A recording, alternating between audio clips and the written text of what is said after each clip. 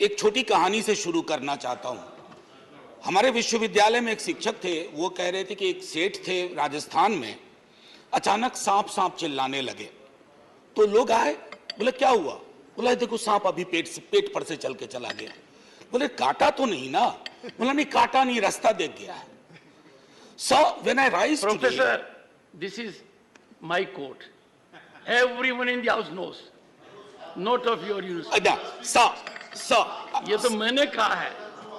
sir, Go ahead. sir, I would want all of you to give me uninterrupted time. I'll not speak anything which is going to prick you or disturb your rhythm.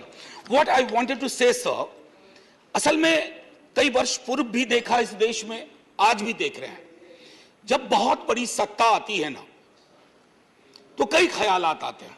कुछ अच्छे होते हैं और कुछ लगता है जिसको हम कहते हैं लोएस्ट हैंगिंग फ्रूट।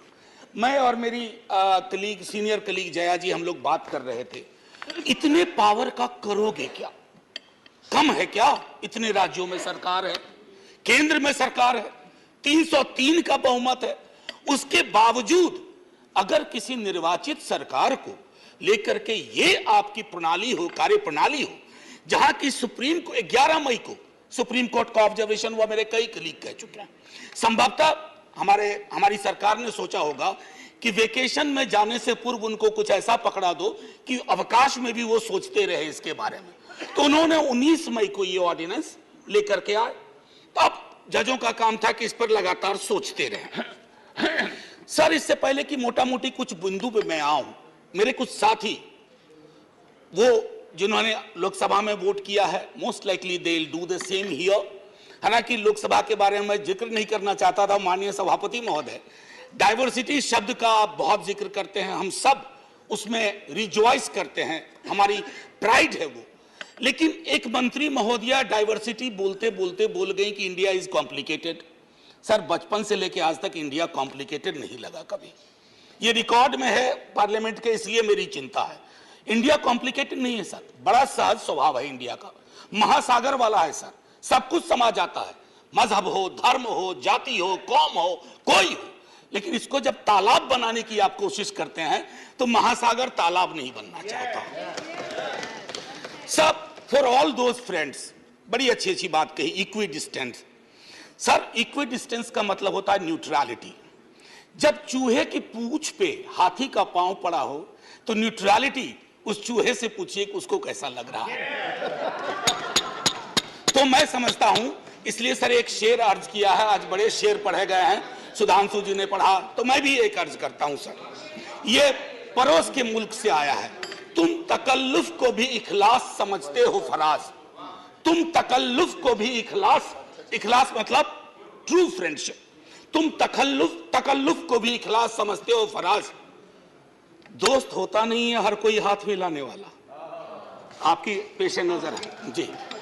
तो मैं ये कहना चाह रहा था sir at a historical juncture एक चीज और मुझे बड़ी अच्छी लगी। उस दिन हमारे माननीय गृह मंत्री जी ने जवाहरलाल नेहरू जी को कोट किया। एक पल को मुझको लगा कि इस शांतिवन में अस्थियां कसमसा गई होंगी। ये हुआ क्या? ये हुआ क्या? फिर अंबेडकर साहब को भी कोट किया, राजा जी को कोट किया, उन्होंने कन्हैयालाल मानिकलाल मुंशी को कोट नहीं किया, एचवी कामत को कोट नहीं किया, जो शायद ज्यादा उनके पक्ष में तर्क आ जाता। सर, विश्वविद्यालय में मैं पढ़ाता हूं तो पीएचडी के स्टूडेंट्स को साइटेशन हम लोग सिखाते हैं, जिसको कहते हैं एथिकल साइटेशन। एथिकल साइटेशन में यह नहीं होता है कि सेमी कोलोन के बाद का ले लिया और शुरू वाला छोड़ दिया। उदाहरण के लिए कहता हूं कि आज तक इस दुनिया में सबको लगता है इस देश में कि मार्क्स ने कहा था कि धर्म अफीम है, religion is the opium for masses. Sorry sir, the entire quote is religion is the sigh of the oppressed creature, the heart of a heartless world, and the soul of soulless condition. It is the opium of people. Sir, अब इसमें क्या किया हमने? सिर्फ opium वाला line निकाल लिया और मार्क्स को कह दिया कि धर्म विरोधी था। सर, मैं इसलिए कहता हूं साइटेशन बहुत इंपॉर्टेंट चीज है। बहरहाल जवाहरलाल जी की अस्थियों को मजा आया होगा, जहां तक मुझको लगता है शांतिवन में।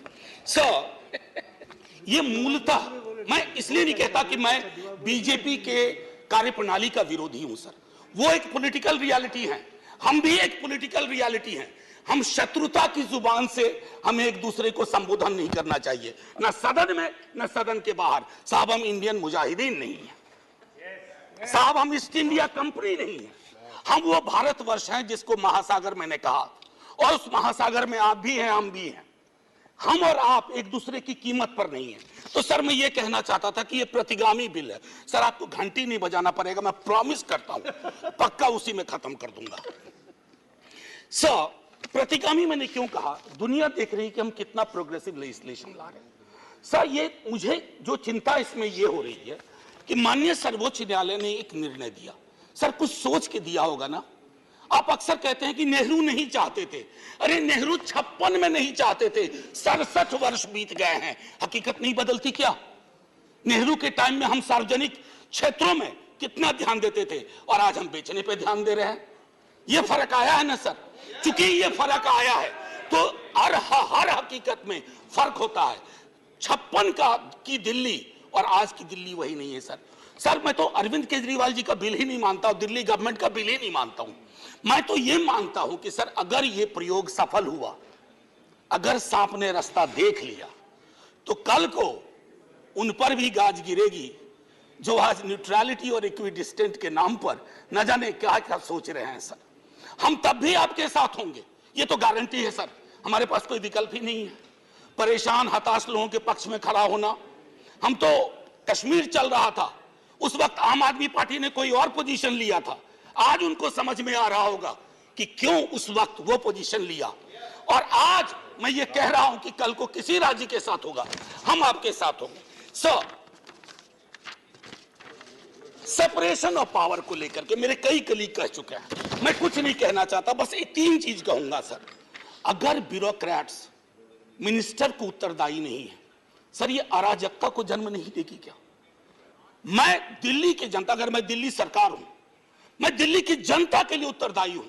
जैसे राघव कह रहे थे, अगर कोई विसंगति कहीं आती है, एलजी साहब के पास जाऊं सर, वो चुनाव जीते। हालांकि मैं जानता हूं कि इस देश में गवर्नर्स और लेफ्टिनेंट गवर्नर्स की भूमिका में विस्तार हो गया, अब तो वो राज्यों के नाम बदल दे रहे हैं। सर आपकी मुस्कुराहट इंगित कर रही है कुछ। मैं ये कहना चाह रहा था सर, और मैं समझता हूं कि ये बात मैं कह करके, और 239AA के बारे में जो बातें कही गई हैं मैं उसको दोहराना नहीं चाहता। सिर्फ मैं एक चीज पे आऊंगा, कोरम। सर ये कमाल का कोरम हुआ, 3 में से 2 होंगे।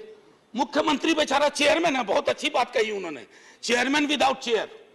मुख्यमंत्री चेयरमैन है, वो अगर 2 मिनट लेट भी पहुंचेंगे तो कोरम डिसाइड कर लेगा क्या करना है दिल्ली के लिए।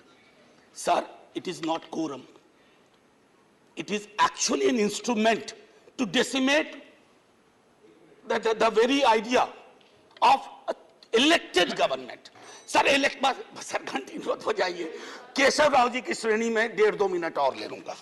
सर एक सोल डिस्क्रिशन का मामला आया है, सोल डिस्क्रिशन, और ये मैं आग्रह करूंगा माननीय गृह मंत्री जी से, हमारी महामहिम राष्ट्रपति के लिए भी जो संदर्भ आते हैं ना, to aid and advice of the cabinet और द मिनिस्ट्री, सर उनका भी सोल डिस्क्रिशन नहीं होता है। ये तो एक तरह से मुझे सोललेस डिस्क्रिशन दिख रहा है, आत्मा विहीन डिस्क्रिशन।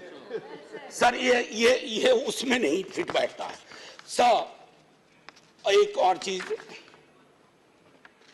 मैं अभी कल गूगल कर रहा था सर, फेडरलिज्म पर 2 बहुत महत्वपूर्ण कोट मिले इंटरेस्टिंग लोगों की, एक चंद्रबाबू नायडू जी का, एक नवीन पटनायक जी का। वो कोट मैं पढ़ना नहीं चाहता हूं, बस मैं बता देना चाहता हूं। आखिरी सर, ये पेशे नजर तमाम लोगों के जो कहते हैं, अपील करते हैं कि साहब मदद करो इस बिल पे, तो दुष्यंत जी कह के गए थे कि उनकी अपील है कि हम उनकी मदद करें, चाकू की पसलियों से गुजारिश तो देखिए। सर ये चाकू पसलियों से कह रही है हमारी मदद करो। सर ये आसान मामला नहीं है। जय हिंद सर, जय हिंद। करीम